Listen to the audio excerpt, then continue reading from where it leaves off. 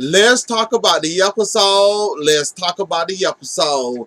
So, we gonna corrode people. We gonna make them marry somebody. You talking about a divorce. Um, Last time I checked, Stephen, it takes a while for a divorce to get legalized and to get finalized. You talking about she getting a divorce. You talking about marrying her. Do you not realize that's illegal, buddy?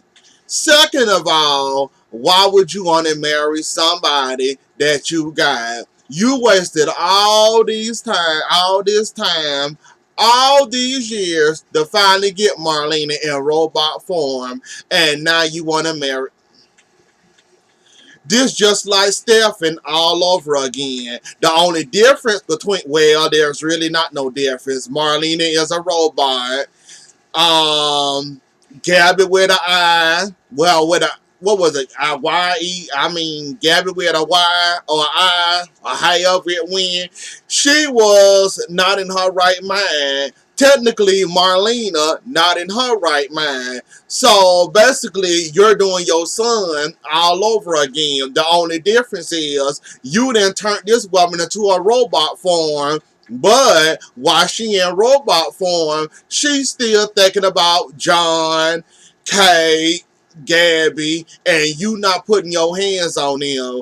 So tell me why, Stephen, you will waste your time trying to turn Marlena into a robot to turn her into your queen of the night, but you want to put the icing on the cake and marry her. Then on top of it, you take your behind to the notary place and get it notarized like that woman didn't sign some papers, knowing that woman ain't signed no papers. That's why the man wouldn't give you the seal to approve that, because he knew something was strange about this. He knew something was up about this. You had to literally pay the man just to, get what you was getting. You don't think you overplaying your hand there for a moment, buddy? You don't think you doing too much? You don't think you might want to calm down a little bit and think about this? You got her, but you're not happy with just having her. As you say, John is a pawn. You're not happy with having Marlena. You got to marry her too. Have you ever heard of having your cake and eat it too? And sometimes that doesn't work out. Okay, you got your cake. Why must you have a bigger cake? Why must you have ice cream? You got a Mercedes. Why do you want a nicer car? Why do you want the nicer, expensive car? Why you want the Tesla? You should be happy with the Mercedes, but you want a Tesla now. Like, what are you doing, Stephen, or what are you doing? Like, you don't think you overplaying your hand just a little bit? You talking about marrying her. Anybody with a legal standing or anybody with some common sense, they will tell you that divorce would not be legalized. You marrying her only gonna get yourself in more trouble, meaning that you might need to sit your behind down somewhere. You got Marlene, you should be happy with that. You know how long it took you to make her submit to you? Now you done got her submission. Now you want to put the icing on the cake. A small cake won't do you well. You want the biggest cake the bakery can make for you, huh? And this is why your plan not gonna work. And not to mention your little robotic son, Chad, he even sloppier than you is. He talking about killing Kate and Gabby. Marlena told him not to do that. Marlena, you're a better friend than Kate would ever be in her life. You telling him not to kill her or hurt her. I bet you Kate wouldn't give you the same loyalty. Like, I'm glad you still there and realize what is right and wrong is wrong, and you don't want him to, hurt them. But if push came to shove and Kate supposed to give you this same loyalty, I promise you a nickel off the floor, she wouldn't give it to you, and you wouldn't get that same type of respect, loyalty, friendship, or nothing like that from Kate. All Stephen or Steven don't got to do is hand her some money or hand her some stock and some power, and she'll throw you to the wolves and have them eat you alive. Like, I appreciate your loyalty to Kate, but you got your loyalty. You'll be better off giving it to Gabby. I'm just saying. Cause that is like your I mean not granddaughter. She basically like a sister a lot of you anyways, cause that's Will baby mama. She got Ari. So I understand your loyalty to Gabby. Kate on the other hand, you lost me with that one. Cause I'm telling you, if that was Kate, she will throw you under a million buildings just to get that money and that power. She will have 1,000 trucks run you straight over. She will have a million trains back to back run you over till your body is not non-existent no more just to get exactly what she wants. She will not give you that same respect, and I don't understand it, but I guess that's you. I guess that's you in the trends. And I guess you owe her some type of loyalty. I don't know what type of loyalty you owe her, but okay. But yeah, Kate would not give you that same respect that you giving her. Chad, your mistakes was you saw how Kristen feel about this whole Steveno situation. She basically got Brady back. She don't want to lose Brady over protecting her father. And she had to turn Steveno in. You bet your penny dollar she will. She will turn him in a heartbeat. You see how she was playing in that phone, getting ready to call Brady and alert him that Steven somewhere in town, and I might be on his location. That's how you gonna end up getting caught. Thanks to Kristen. At least Kristen have changed over and found the new lease, a lease online. Even though she did lose her baby or didn't lose her baby, we'll have to find out when that storyline get done to see if she really did lose her child or what happened with her and her child though. But yes, Kristen, I was so proud of you. Like you stood up to Chad. You told him, look, I done went through too much. Brady is the love of my life. I ain't got time for that. Father games. I ain't got time for father BS. Father didn't lie to me and betrayed me so many times. He wasn't there for my time of need. Why would I be there for his time of need? I finally got Brady back to love me like he should. We had a child. We lost a child. I finally got him in my claws. What I look like doing something for father and losing him all over again. And Tony, you ought to know better, cause you know Anna would not let you live this down. And she found out you were protecting Stephen out. She know, well, you know she gonna get in your behind, and you know you don't want none of that. You see how she was the first time that you hid that stuff from her, and how she got you together real quick and told you that your loyalty to your father and how blind you is to him. I'm pretty sure you don't want Anna on your case.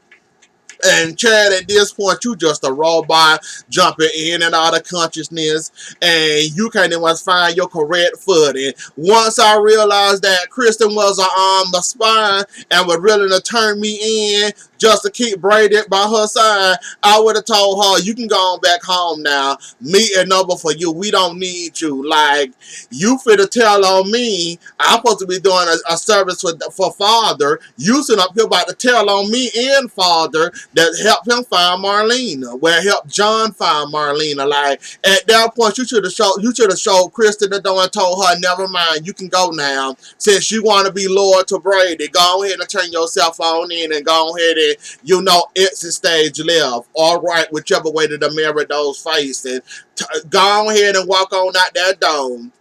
But yet you decided to take them anyways. And tomorrow, I'm guessing Abigail gonna get bust upside her head, cause she went down there to the tunnels and Gabby didn't realize that was her. She was hoping it was Chad and she bust you upside your head. I can't wait to use that picture. But yeah, Chad, you messing up, buddy. You slipping. Okay, you did about right. talking Chad down because he was willing to, end your life. He done bust y'all upside the head. After that point, I wouldn't put nothing past Chad. I wouldn't play around with Chad. But you did what you had to do to get what you wanted, and that was not to get shot and not to get killed down there in them tunnels. So you had to think of something to do, and once you read that note, you kind of figure out what was going on here, why Chad had that strange look in his eyes, why he looked like his eyes all glazed over. That boy ain't blinked ever since he been in that trance. So I guess you kind of feeling that he's under a trance, and the only way you can break it is to talk about whatever you talked about or whatever. So you did save yourself there.